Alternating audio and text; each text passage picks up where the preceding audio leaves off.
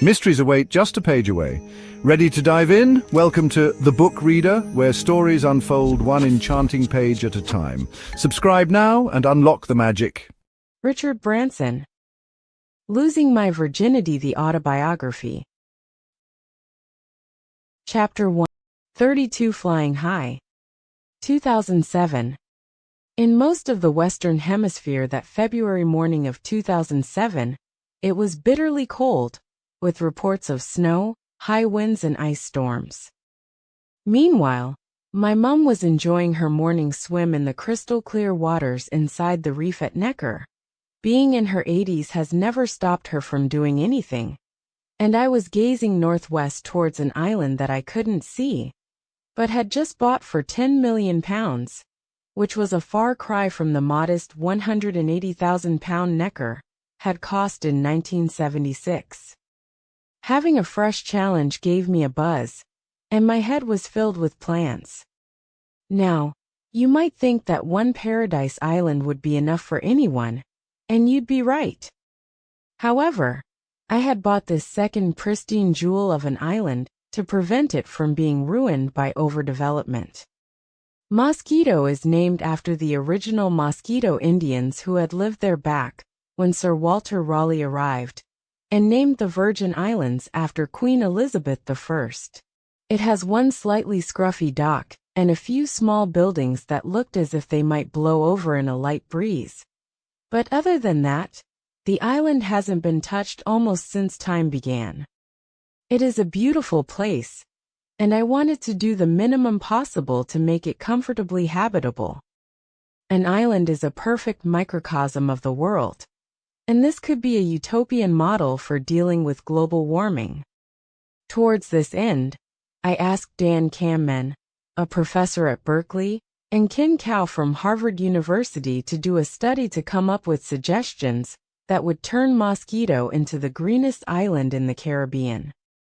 I bought Necker more than 30 years ago, when I was just 28 years old. I wanted a desert island hideaway where my friends could roam around with bare feet.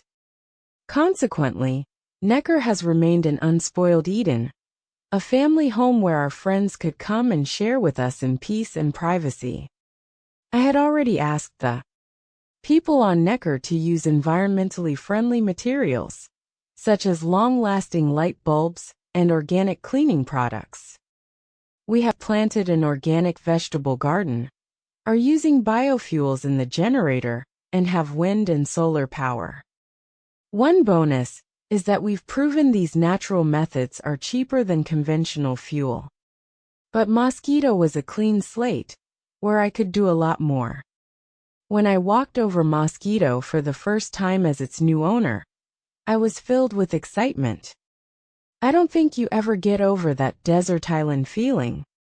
There are many beautiful birds and masses of flowering trees, a small Caribbean rainforest, hills that are higher than on Necker with magnificent views, and some dramatic cliffs.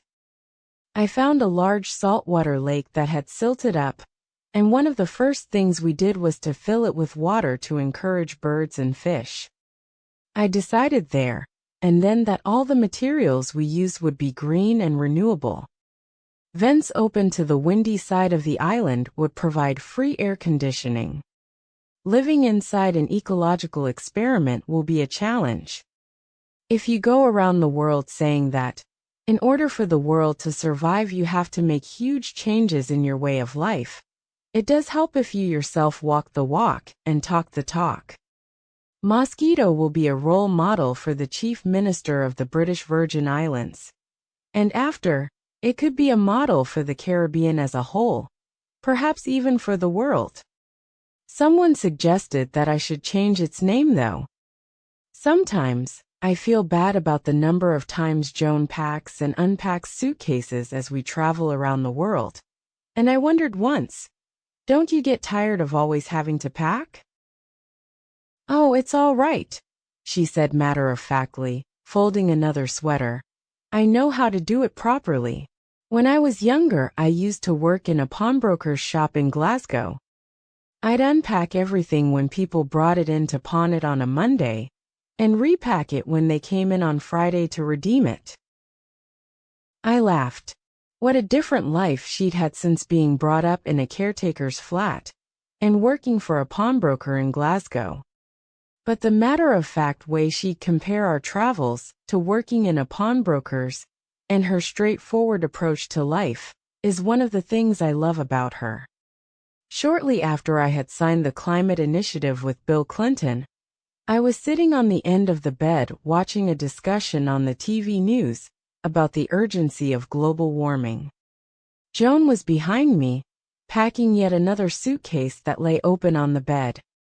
James Lovelock believes we may have already gone past the tipping point, and that the amount of CO2 in the air means mankind is doomed, I said to her.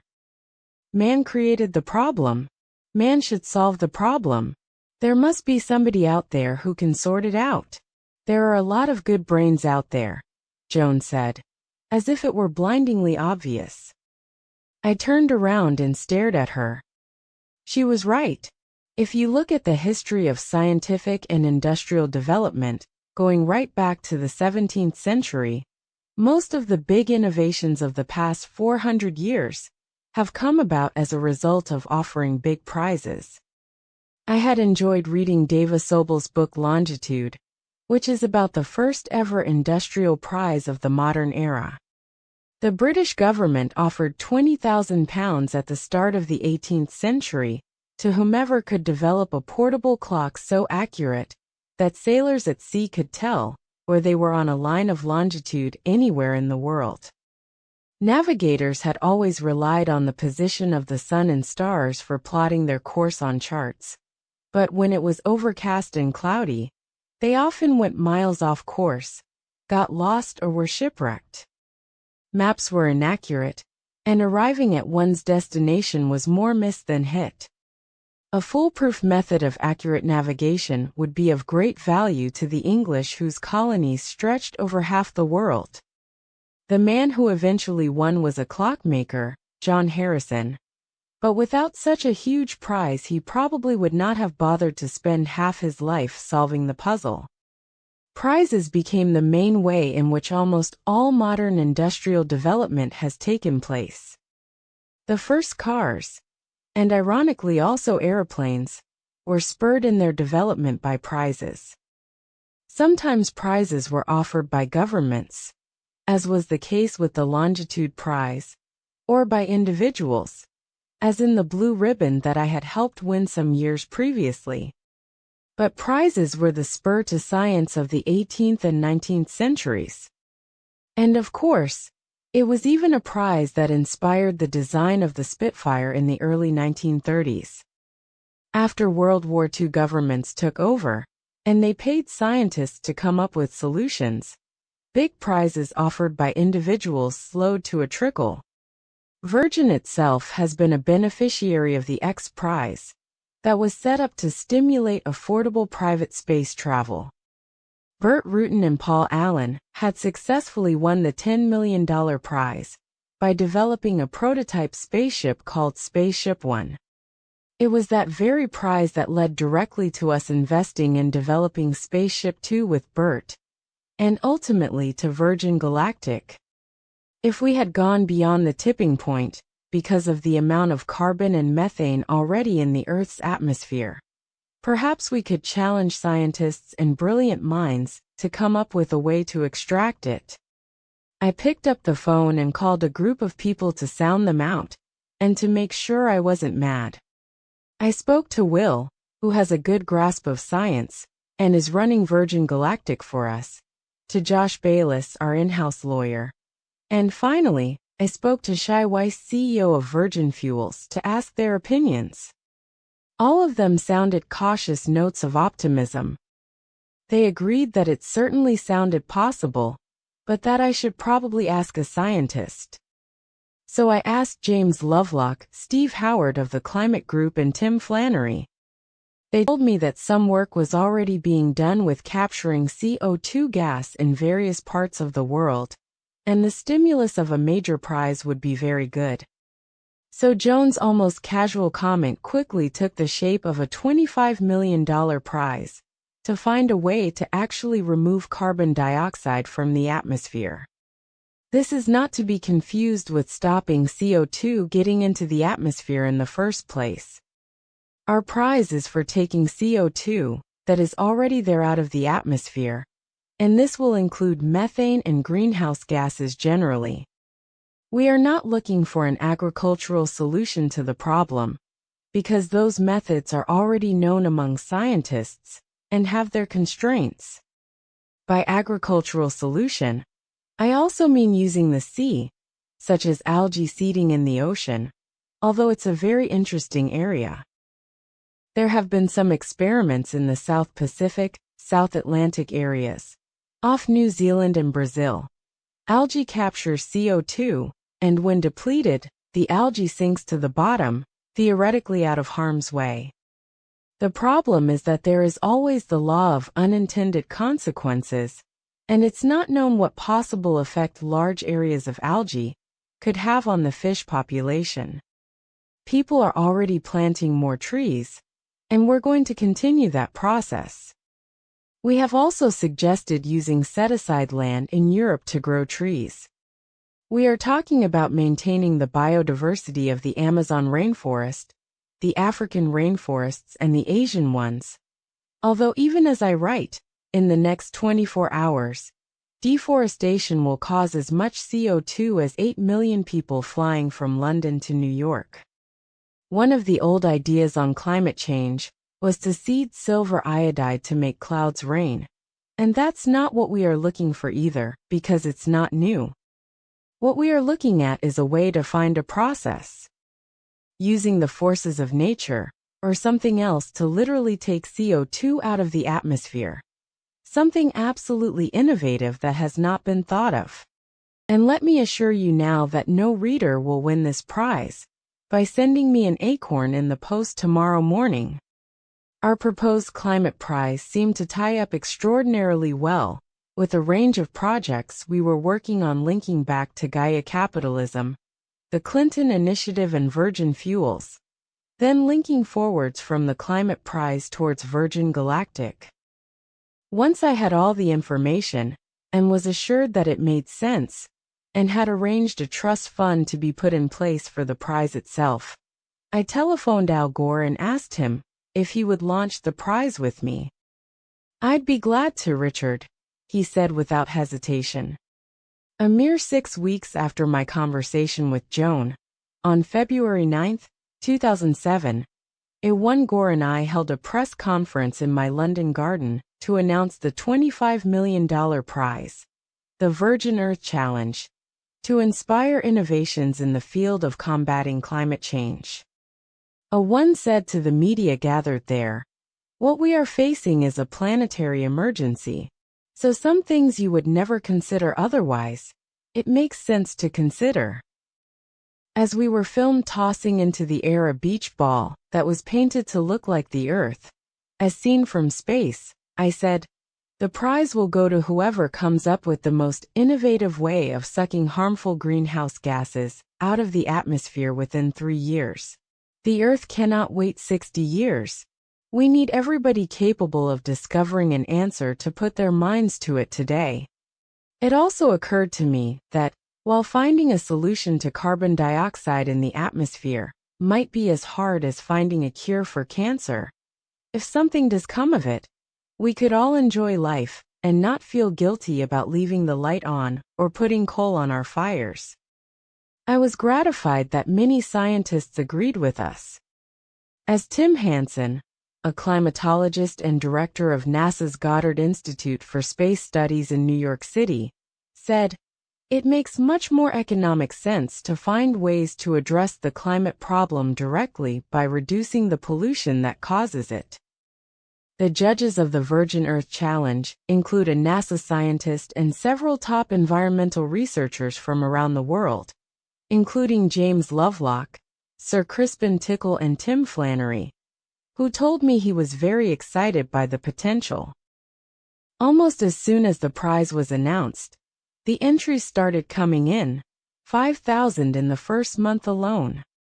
We had so many entries that we asked a team at the University of Cambridge in England to appoint some of their people to work full-time at going through them to assimilate and analyze, and see if there were any real breakthroughs.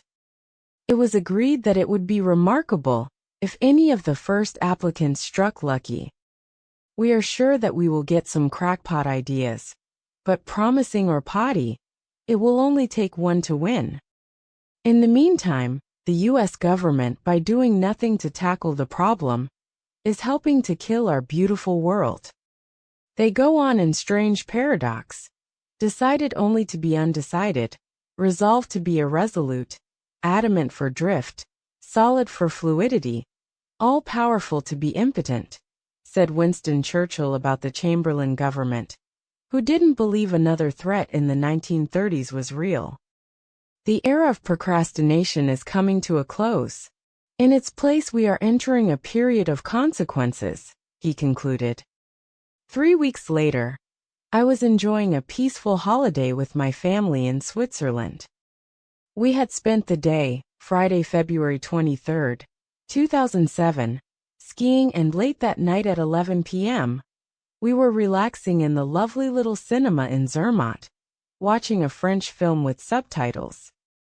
The cinema had sofas, and you could eat your supper from low tables. It was a very comfortable place to be after a hard day on the piste, and I felt a little sleepy. My phone was off, but I felt it bleeping and vibrating in my pocket. It stopped after 8 or 9 bleeps, and I carried on watching the film. During my very first year of being in the travel business and owning an airline, if I ever had a call late at night, I'd always be particularly worried. But now, I realize how wonderfully safe planes and trains are. And that night I felt I had no real reason to be worried when I got a late call. But there was something about this call that niggled in my mind, so I finally decided to leave the cinema and stand outside to check my voicemail. I was alarmed when I was told that there had been an accident involving a Virgin train in the wilds of Cumbria, a remote, mountainous region in the northwest of England.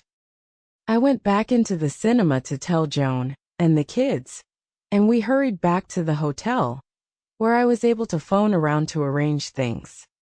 One of the first people I tried to reach was Will Whitehorn, who is also a director of Virgin Trains, but his phone just kept going to voicemail. Eventually, I found my list of emergency numbers and reached Will's wife Lou in East Sussex. I could hear chatter and laughter in the background. "It's Will's birthday, we're having dinner at a friend's house," Lou said, handing the phone over to Will. For the first time in 20 years, Will had left his phone behind. He remembered it as they drove out of the gate, but his wife, in hindsight memorably, said, "Don't worry, nothing's going to happen tonight." But he knew that something must be up if I had gone to the trouble of tracking down Lou's number, and he was instantly alert. Briefly, I explained that there had been an accident to the 5:15 p.m. London Euston to Glasgow service. At that stage, nobody knew how bad any injuries were, or how many people had been hurt. I was told the train had gone down a ravine, and the rescuers were having difficulty in reaching it. I said I was getting back to the UK as quickly as possible, but all the airports were closed. The first plane left Zurich for Heathrow at about 5 a.m. UK time. "I'll see if I can find out more this end," Will said. He advised me that if it were a major accident, as it appeared to be, we wouldn't be able to get a train north from Heathrow to near the crash site. In the end, it proved easier to fly to Manchester and for him to meet me there. From Zermatt, I got a taxi for the 5-hour drive down the mountain to Zurich, and managed to get a direct flight to Manchester. I had plenty of time to think during that long night. I knew how disastrous train accidents could be. Even on a flat stretch of track, people were often killed and scores could be horribly maimed and injured. By 2005, Virgin Trains had come out of the crisis period of the collapse of Railtrack and the formation of Network Rail. It had been tough, but things were running smoothly, and our trains had fulfilled their promise. One of the things I was very proud of was the fact that the design of our Pendolino trains was unique. We had discussed our expectations with Alstom, the manufacturer, and outlined what we wanted. One thing we insisted was that we were designing a train that should be the most environmentally friendly train ever built. And in service, it had proved that. Despite the fact that their electricity comes from the British national grid, Pendolino trains boast the same carbon efficiency as the nuclear-powered French TGVs. In Britain, we instead use a much bigger mix of oil, gas, wind, and some nuclear power. But because our Pendolino train is more efficient than the TGV and has regenerative braking, the same as a Toyota Prius car, as well as an aircraft-type aluminium body shell, it emits 78% less CO2 than the equivalent airline seat to Manchester or Glasgow. The other feature we designed into the train was safety. When we asked Alstom to build it and gave them the specifications, we said we wanted them to look into every successful innovation in safety around the entire world and incorporate it into the new train.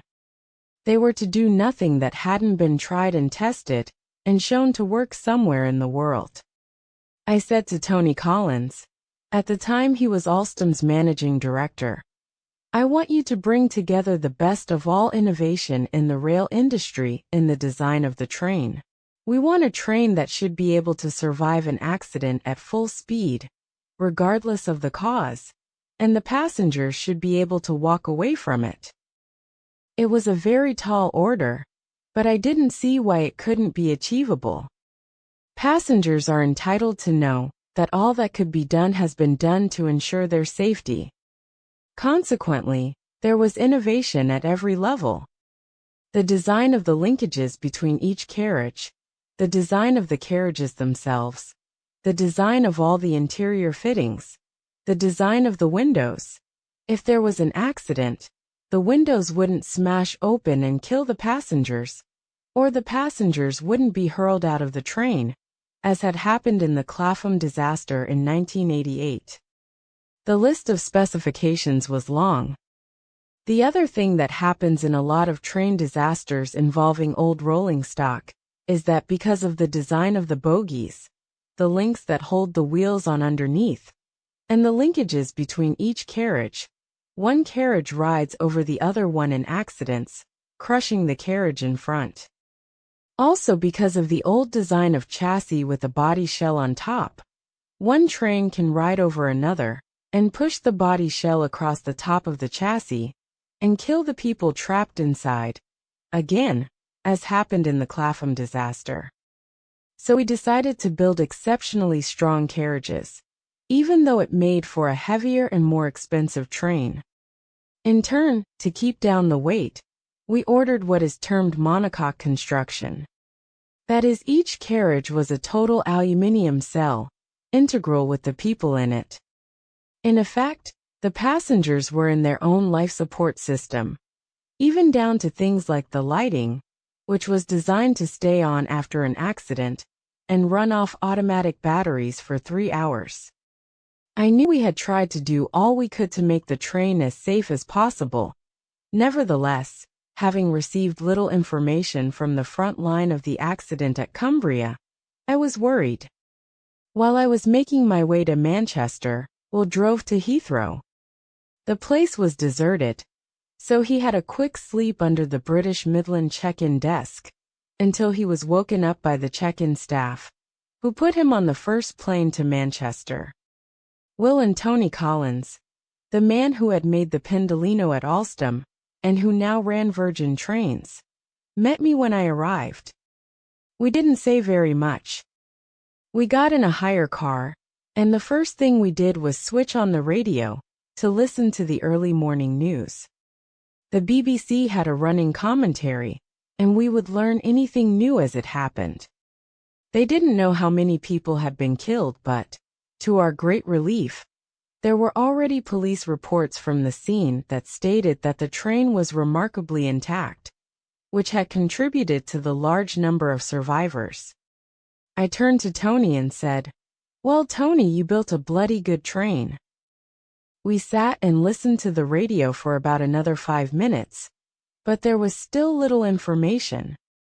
I said to Will, "Are we going to the train or to the hospital first?" "The first thing we're doing is going to go to the hospital," Will replied. "I don't know what we'll find there." "We phoned ahead and they're expecting you. They've taken the people to 2 separate hospitals." It was a long drive that cold and dank February dawn. England looked grey and grim, compared to the dazzling Swiss Alps I had left. My mood was very introspective. As the chairman of the company, I felt it was important to take a lead, to get out there, talk to the emergency services, talk to people and treat them as you might members of your own family who had been caught up in a disaster. I knew I had to go to the hospitals, and was dreading finding how badly injured people might be. The fact that they had used 2 hospitals sounded ominous. The thing that had shocked the staff in each hospital, and both the registrars mentioned it, was that when they heard about the accident and the conditions under which it had happened, and as the pictures began filtering back that night from the scene from the helicopters flying to pick up the injured, they geared themselves up for over 100 dead. The first reports from the scene were that there were over 70 to 80 casualties. As it turned out, of that number, only 25 went to hospital. By the time we arrived in the early morning, there were only 11 people still in hospital with serious, though not life-threatening injuries, many of which were caused by a whiplash effect when the carriages rolled down the embankment. The driver, Ian Black, a former Glasgow policeman, was the most seriously injured, with a broken neck.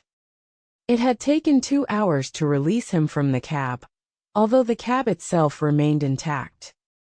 The other 2 seriously injured people were the children of a lady in her 80s, who had sadly died after she was brought to the hospital of heart failure. I remember the registrar at the first hospital we visited, the Royal Preston in Lancashire, saying, "It's incredible. Our experience of train crashes and the reality of what has occurred here is nothing short of a miracle." Miracle was a word we were to hear often as the morning unfolded. We visited the intensive care unit, but were unable to speak to the driver because he was unconscious and being prepared for an operation. But we met the surgeon, and he said he thought the driver was going to be all right. We were leaving that hospital when we got accosted by a reporter from the News of the World. I said a few words to them and went on to the Royal Lancashire Infirmary, where we found that most people had been discharged. Again, I offered my help, and then we went quickly on to the scene of the accident. The surrounding lanes and fields were very waterlogged, and the site was inaccessible by car. The police had cordoned off the approach, and displaying a little bit of bureaucracy, they asked who I was. I told them, but they still refused us access until they had radioed ahead to make sure that it was okay for me to go and look at my own train. Escorted by police, we walked about a mile towards the railway line, which lay across fields. As we got closer, we could see smoke rising, and I instantly remembered the dreadful flash fire of the Clapham disaster. When you don't know what to expect, when you don't know how many people are going to end up as casualties, whether your driver will live or die, or whether there is something that has been done or not done by your crew, and when you arrive at the scene, and you see the train looking like a dinky toy set thrown everywhere, there is a sense of unreality. It was ghastly, but wonderful that it had stood up to the accident so well. It was impossible to prepare yourself for this. You think about the world of public relations and such like, and how people have written statements and seem so controlled. But my experience is that you can never be prepared for situations like the one we were walking towards. It was important to avoid the don't apologize industry approach by appearing on the scene of the accident to apologize, to reassure, and to make it quite clear that we would take responsibility if responsibility had to be taken, and that we would discover what had caused the accident. It seemed to be the logical and the human way to handle the situation. But of course, lawyers and insurance people always advise people not to do that. We knew a lot about the history of rail accidents because we had studied them. One of the big issues was the appalling communications, which made things worse, especially for families and friends. So one of the models we tried to create when we planned for a potential accident scenario was fast, efficient, and honest communications from the word go. When we arrived at the scene, there had been very little in the way of communication from anybody who was there, apart from the police, who had already held a press conference that morning at the site. They'd said that they suspected it was track failure at the points, and the train was not at the center of their inquiries. This was a great relief for us, though obviously not for the chief executive of Network Rail, who was already there, a very nice man called John Armitt. Robin Gisby, Director of Operations and Customer Services for Network Rail, who was with John, explained to us again that the cause was most likely points failure. The 9 carriages had rolled off the bank, but most of them had managed to stay upright. Clearly they had been thrown into the air while traveling at 95 miles an hour, and most of them seemed intact. John and Robin showed us where it had happened, and how the train must have come off the tracks before traveling for some distance along the stone chippings. John just looked at me and simply said, "Sorry." I knew exactly how he felt and how overcome he must have been. It was time to make a statement to the gathered press, who had been herded at a safe distance below the embankment by the police. I had always laughed at funny films and cried at sad ones, and my children always took a box of tissues for me. Mom always said, when public speaking, don't think of yourself, but of who you are talking to. Thankfully, as I faced the press, my emotions didn't get the better of me. Obviously, it would have been far more difficult if the cause had seemed to be something we were responsible for. It was still an emotional moment, though, when one reporter said there was a 100-foot viaduct seconds away, and it was pure luck, a matter of seconds, that the train had stopped in time. I didn't know a great deal at that stage of what had actually occurred, but I praised the bravery of the driver who stayed at his post and managed to slow and control the train as much as possible. It is a very sad day because of the loss of one life and the injuries caused to other people. The actions of the emergency services, the RAF and the police in dealing with the crash were wonderful. The driver of the train, Ian Black, deserves recognition. He came around a corner to find the line defective before the train started to leave the line. He carried on sitting in his carriage for nearly half a mile, running the train on the stone. He could have tried to get back and protect himself, but he didn't, and he's ended up quite badly injured. He is definitely a hero. In the sober light of day, we will have to see if he can be recognized as such. I continued. The train itself was magnificent. It's built like a tank. I think if it had been any of the old trains, the injuries and the mortalities would have been horrendous. Each carriage is built like a motor racing car with rolling bars. Not one of the carriages has crumpled. Hardly any of the windows have been broken. Everyone is going to have to learn from this incident, and Network Rail are going to have to look at this track problem and make sure nothing like this ever happens again. When asked why I had come to the scene of the accident in person, I replied, "You know, the thing is, I'm here not as the boss of this company. I am here because I am a human being, And if my children had been in that train, I would have expected the owner of the train company to come and learn from it, and to go to the hospital and show sympathy to the relatives. And I think people would expect the same of me. You keep asking me whose fault it is. We don't know the answer to that yet, but clearly, it is some form of track failure, and the train is not at the center of the investigation. That will come out in the fullness of time. The only thing that we have to take away from today is to learn lessons for the future, to make sure that something like this never happens again. After talking to the press, I went to visit all the emergency services that remained.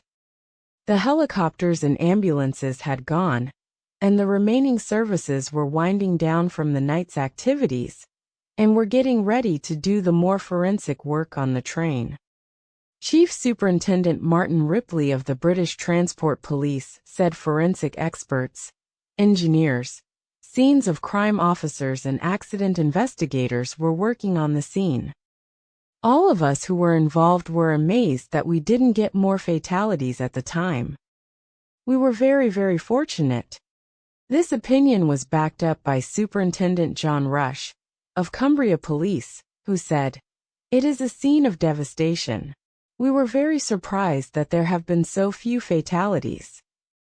After the uncertainty of the morning, I felt a great relief that things were far better than we had originally imagined, even though I continued to feel very aware of the poor woman who had died, and the others who were injured. As we walked away from the scene of the accident, Tony said, "Richard, you probably won't remember this, but you were the one who sat at the first meeting we had as the train manufacturer and said, 'I want to build the safest train in the world.'" Next, we went to the farmhouse next to the track to thank Jeff Burrows, the farmer who owned the field where the train crashed, for his help.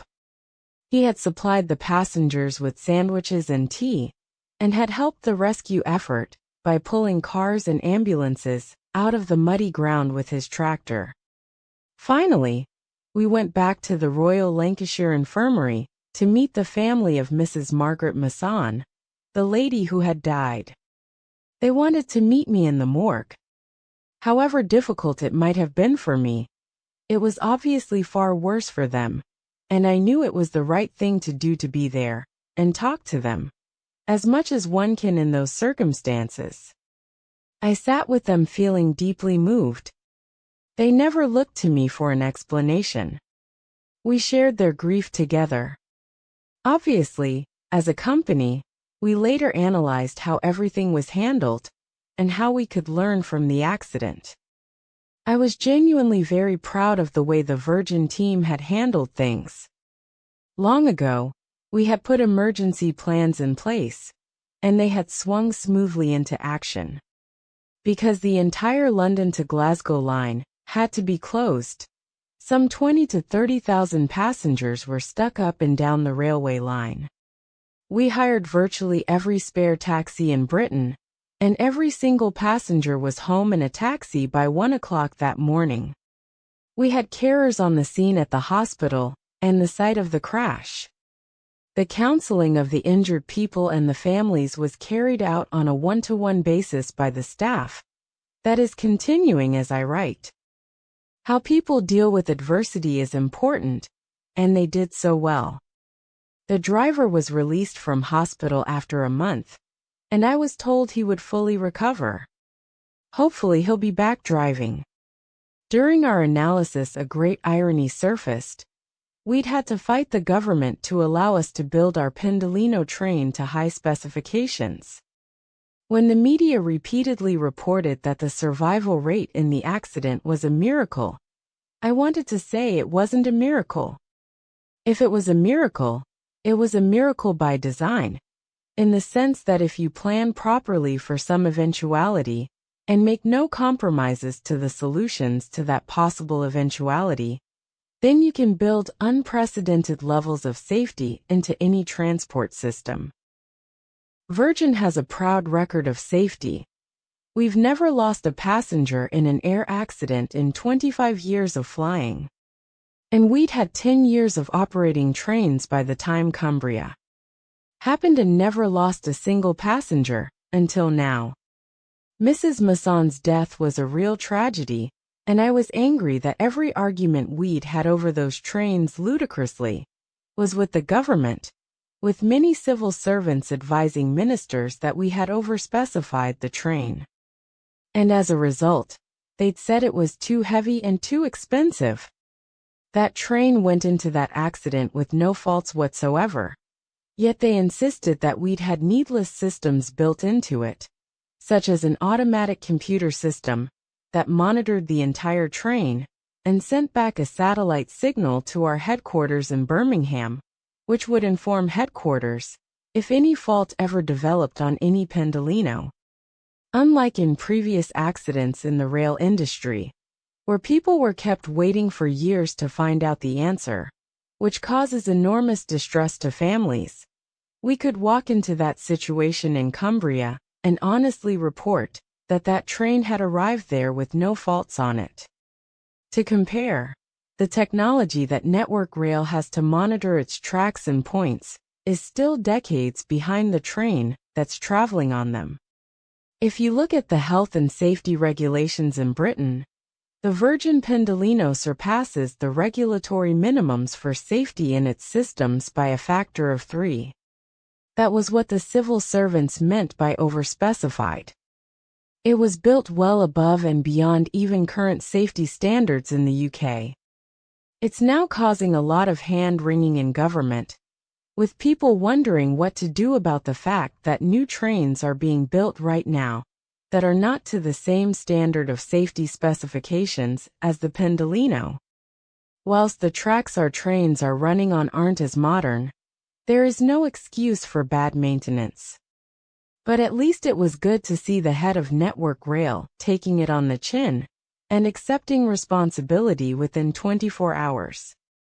The handling of the accident has become a BBC case study for new journalists on standards that BBC reporters should expect from corporate organizations. They said Virgin had set a new standard for the management and the handling of emergencies of this nature. A director at the BBC was on the train, and, while still stuck in her carriage, she witnessed the way the accident was handled, and how the events unfolded afterwards, and how they were in turn dealt with. As an eyewitness, she was highly impressed by the conduct of our people, by the procedures that were followed. Very few people knew that we'd taken some big decisions in the previous 12 months about whether or not we wanted to stay in the rail industry. Now that the Pendolino was up and running and we were growing passenger numbers fast and taking real market share from the airlines on routes like London to Manchester, Liverpool or Glasgow, the business was finally becoming profitable, and there were lots of people out there who wanted to buy it from us. We had to decide whether or not to stay in rail. In the early years, until huge sums were poured into upgrading the railways, we had caught a lot of flack from critics. This had caused problems for the Virgin brand, and we had many discussions over whether or not to expand in the business. The delivery of the Pendolinos, and then getting them into service, convinced us to stay in. Interestingly, by the time the Cumbria accident had happened, we had decided to expand in the business and start bidding for other franchises. In 2007, we made a bid to run the East Coast Line and take it over from GNR, whose parent company went bust, but the route was awarded to National Express. I'm a great believer in rail, and I do think a new age of the train is coming in Europe. I would go further and say that I think that we are going to get to the stage from an environmental perspective whereby decent, fast, and efficient train services should operate between cities in the future, instead of domestic airlines. It will require continued investment for both Britain's network and the rest of Europe's. Ironically, despite the public perception, Britain is investing more into railways than any other country in Europe now, and our railways are becoming the best in Europe. As the Financial Times pointed out in a major editorial piece in the spring of 2007, the general public only sees the French TGVs. What they don't realize is that most French commuter trains are now over 50 years old and are providing a terrible service to commuters into Paris and the other major cities of France. Britain may not have the fastest railways, but they are at last on their way to becoming amongst the best. It's a trend that will only become a reality if that investment continues, however. For the travel industry managers who are reading this, the whole value of the Pendolino contract was £1.2 billion. We set up the contract in a unique way in that the manufacturer had to take responsibility for maintaining the train and looking after it throughout its life. It was called a design, build, and maintain contract. They only got half their money for building the train. The other half they would get over the life of the train for safely maintaining it. Now the motive of that, which had never previously dawned on the rail industry, but which we had begun to learn in the airline industry, was that, if you're a manufacturer and you've built trains which you then hand over to somebody, the incentive to build to the very best standards can never be as high as if you're going to have to maintain and be paid to maintain. Obviously, in the latter case, a manufacturer will want to make that maintenance as easy and as efficient as possible.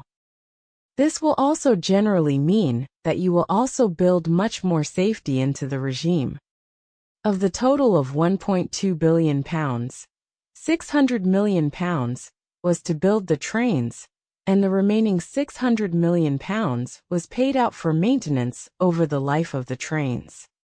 Each Pendolino cost an average of £11.5 million per train, which we were told was about £1.5 million too expensive. Part of that cost was for regenerative braking.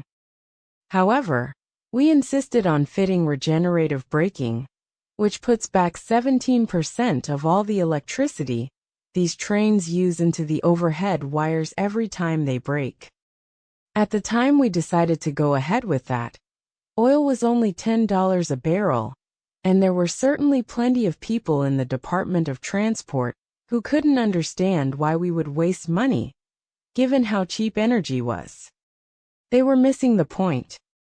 If you're going to have to operate trains for 20 years, you never know what the price of energy is going to be in the future, and you have to plan for more expensive energy, which was something that we at Virgin believed by 1999 was going to happen, against the trend of the time.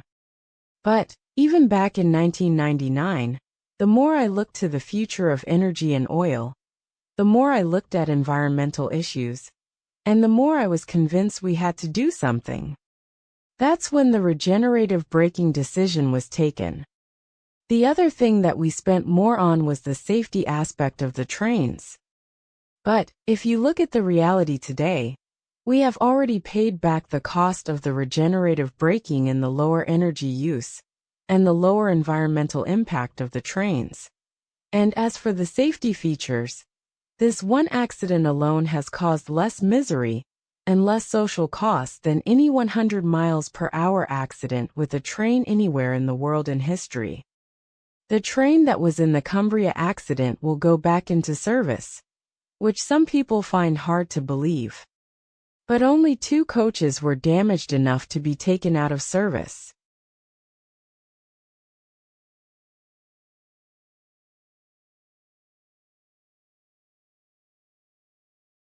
The rest of the train is in very good shape and has passed all safety tests. On a further environmental note, red diesel was the low-tax fuel during World War II for industry and agriculture, and has remained so for agriculture ever since. I don't see why biofuel should not benefit from this same tax break, since we are helping reduce CO2 emissions. I went to see Gordon Brown, the then Chancellor of the Exchequer, and discussed these issues with him.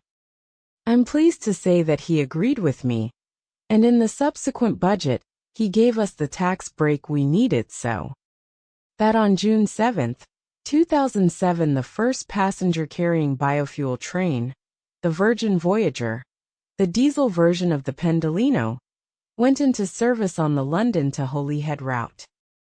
It was not only a first for the UK, but for the whole of Europe. As a postscript, the final irony of the events of February 24 in Cumbria is that, the Monday after the accident, a letter of complaint was received at our head office from a member of the public. He wrote that he was unable to use his mobile phone from the Pendolino he was traveling in because of the small windows and special metallic fillers. This safety feature protects the passengers from shattering glass, but does make for smaller than usual windows and damages mobile phone reception. We've not, however, had another complaint since. Having said that, in the near future new technology will allow people to use their phones uninterrupted. Meanwhile, I had been keeping a watching brief on our work in South Africa, and towards the end of April, I flew to there to open our new hospital. It had all come about because of Donald and Dyke, and to make sure we didn't lose any of our staff or community again. It set alarm bells ringing, and I was determined to make sure it didn't happen again. The doctors, Hugo Templeman and Brian Brink, who I had met the previous year, were there as well, to help with the grand opening, when Africans in their tribal costumes danced outside and many people from the local area came to check us out. Hugo had worked on the building plans and Brian helped us do fundraising. The entire building had gone up in less than 8 months, including fitting it out, at a remarkably low cost. With the doors open, ready to treat thousands of people, it cost just $1 million. The equivalent hospital built from scratch in England would cost $100 million and take years. We put in $600,000, Anglo-American $400,000, and the U.S. government will also be putting in $5 million over some years to pay for antiretroviral drugs and other medicines. It is a complete clinic, with 4 maternity wards and 24-hour care for full HIV, AIDS, TB and malaria treatment, as well as all the basic healthcare services. The vision behind the quick, efficient build was to get the hospital up and running to start treating people at once, without hanging around discussing plans and issues. We just raised the money and did it. Our idea was to try to build in a much more efficient and portable way than has been done in the past, using as a model a method that converts the ubiquitous charity into a sustainable business model. That is, it will ultimately become self-running and pay for itself. I feel that helping people towards self-sufficiency, where possible, gives them more hope and confidence, and can take them out of a cycle of poverty and despair. We used as a blueprint Hugo Templeman's center, where he has helped HIV/AIDS patients who are being treated to set up small businesses around the clinic, so they can make a living and have some dignity. Using Hugo's model, we agreed that HIV/AIDS, malaria and TB would all be treated free, but there would be a charge for basic health care and less urgent treatment where people could afford it. It was important, though, for the people to know that we would never turn anyone away. Our aim ideally is to take that as a model and scale it up across South Africa, then as many other places as possible where there is real need through Virgin Unite. Creating sustainable businesses frees charity money to be used elsewhere and effectively stretches it further. It was a few days later that I got the welcome news that scientist Stephen Hawking had come one step closer to his dream of going into space with us. On April 27th, shortly after his 65th birthday, with the help of Peter Diamandis and a team of doctors and nurses, he finally experienced zero gravity on board a commercial 727 jet that had been converted for weightless training flights, or what NASA astronauts in training call the vomit comet. Just to make sure he would be all right, he took a motion sickness pill just before his flight. He was the first person with a disability to enjoy the experience, and enjoy it he did. The video beamed back to us on Earth showed a wide smile on his face as he left the confines of his wheelchair and floated free for the first time. It was amazing. I could have gone on, he said after landing. Space, here I come. I can't know exactly how he felt at having achieved the first part of his dream. Only he could possibly know that. But I know what it feels like to float at 0 G.